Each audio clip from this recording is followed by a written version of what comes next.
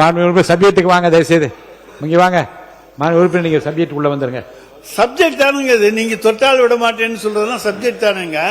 அந்த சப்ஜெக்ட் நீங்க கொடுத்திருக்க நிதிநிலை அறிக்கையிலேருந்து பேசுறேன், அதுல இருந்து பேசக்கூடாதுன்னு சொன்னீங்கன்னா நான் என்ன பண்ண முடியும்? வேற ஒரு நிதிநிலை அறிக்கையாவது கொடுங்க, அதை வச்சு பேசுறேன்.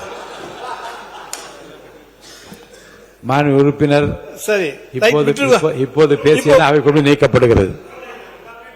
அதாவது எங்களுடைய ஆட்சி காலத்தில் எங்களுடைய தலைவர் முத்துவேல் கருணாநிதி ஸ்டாலின் அவர்கள் சாலை விபத்திலே இறந்தவர்களுக்கு உடனடியாக வைத்தியம் பார்த்து காப்பாற்ற வேண்டும். இறந்தவர்ல சாலை விபத்தில் காயமடைந்தவர்களை, ஏன்னா அதுக்கு முன்னால யாரும் கவனிக்க மாட்டாங்க.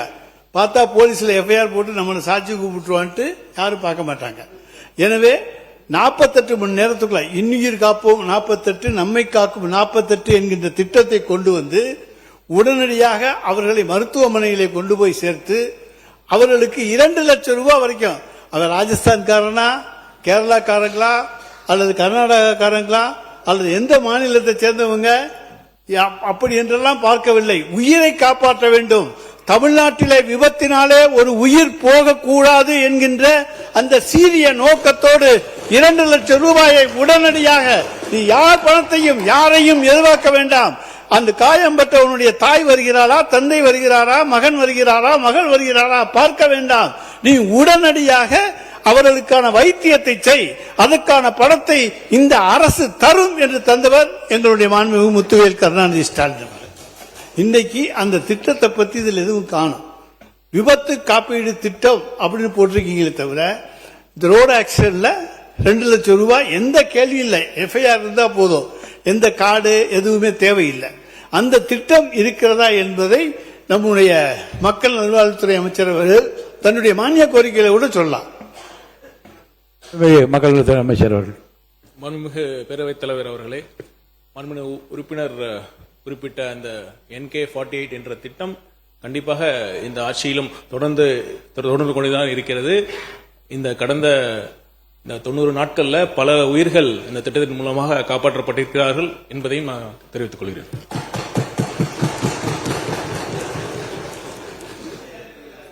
அதனாலதான் அதை பத்தி பேச வேண்டியதா போச்சு. அடுத்தது வெற்றி 150 நாள் திட்டம். அது இந்த அரசு ஒன்றிய அரசிடம் சரண்டர் ஆகிவிட்டது என்பதற்கு எடுத்துக்காட்டான முதல் திட்டம் அந்த திட்டம். விபிஜி ராம்ஜி 40% மாநில அரசு, 60% ஒன்றிய அரசு. அந்த திட்டம் கிராமப்புற வேலைவாய்ப்புகளுக்கு நாங்கள் வேண்டாம் என்று எதிர்த்தோம். அதனால எங்களுக்கு 3591 கோடி ரூபாய், 591 கோடி ரூபாய் பணம் வரல. பணம் வரவில்லை என்றாலும் கூட அந்த மக்களுக்கு வேலை வாய்ப்பை கொடுத்தோம். ஆனா எந்த காலத்திலும் நாங்கள் உங்களுக்கு பணிய மாட்டோம் என்று சொல்லிவிட்டு நாங்கள் மகாத்மா காந்தியினுடைய தேசிய ஊரக வேலைவாய்ப்பு திட்டம் தான் வேண்டும் என்று வலியுறுத்தினோம். விபிஜி ராம்ஜி திட்டத்தை ஏற்றுக்கொள்ளவில்லை. ஆனால் இன்றைக்கு ஒன்றிய அரசுக்கு அது சத்தமே இல்லாம செஞ்சிருவீங்க. அதுதாங்க உங்களுடைய சாதனை. எப்படி ஓட்டுல எலெக்ஷன்ல சத்தமே இல்லாம வந்தீங்களோ அது போல சத்தமே இல்லாம சரண்டர் ஆயிருந்தீங்க.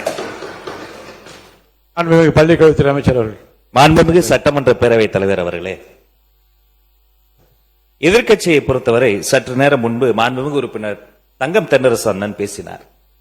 உண்மையிலேயே அரசியல் வேறுபாடுகளை எல்லாம் தாண்டி அதில் பெற்றுக்கொள்வதற்கும் கற்றுக்கொள்வதற்கும் எண்ணற்ற செய்திகள் இருந்ததை நாங்கள் இளம் தலைவர்கள் குறித்துக் கொண்டோம்.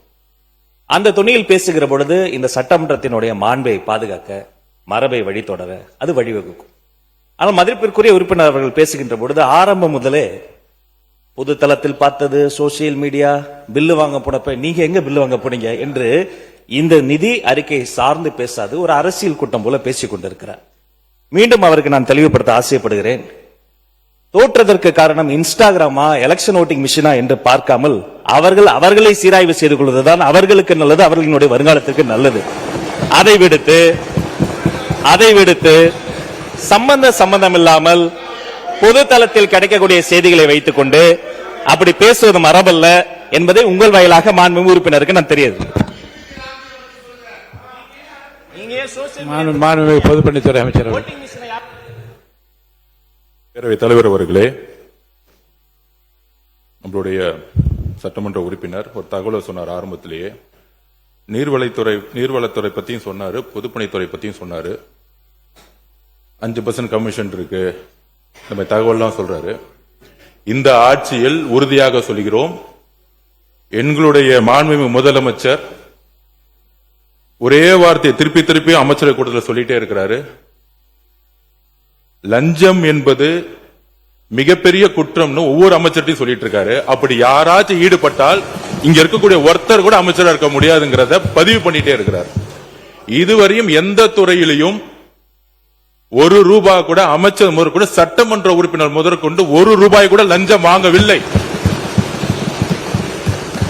பார்ட்டி ஃபண்ட் இன்னும் கலெக்ஷன் பண்ணப்படல, எம்எல்ஏ ஃபண்ட் இன்னும் கலெக்ஷன் பண்ணப்படல, அமைச்சர் ஃபண்ட் கலெக்ஷன் பண்ணப்படல.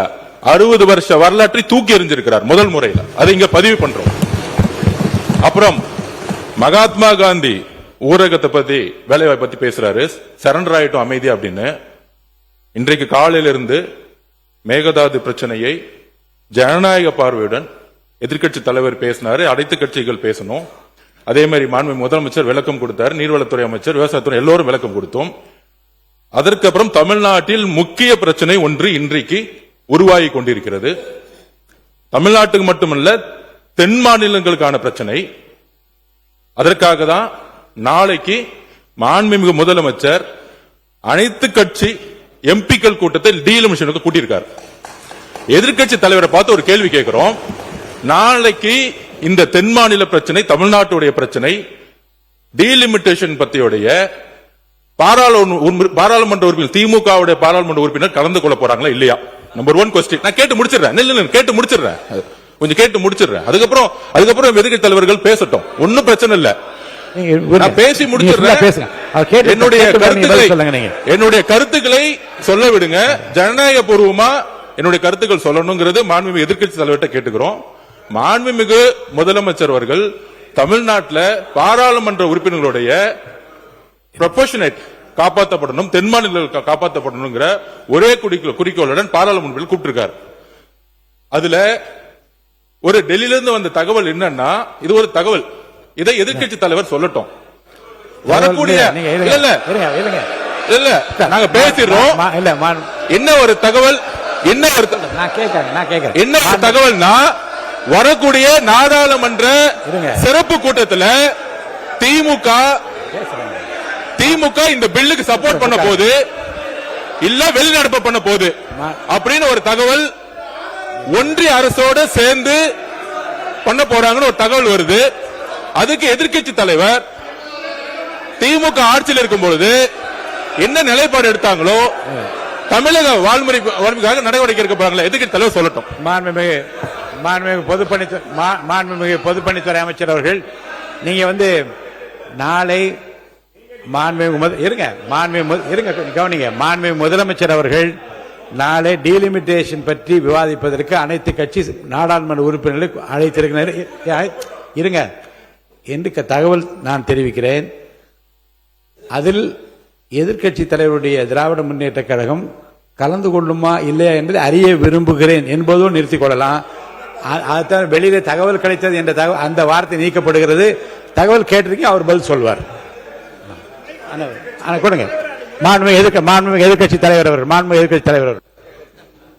மாண்புமிகு பேரவைத் தலைவர் அவர்களே, இந்த தொகுதி மறுவரையறை டீலிமிட்டேஷன் அதை பற்றி ஒட்டுமொத்த இந்தியாவுக்கே முன்மாதிரியாக அதை முதலாக அந்த பிரச்சனையை பற்றி பேசிய திராவிட முன்னேற்ற கழகம் எங்களுடைய தலைவர் அவர்கள்தான்.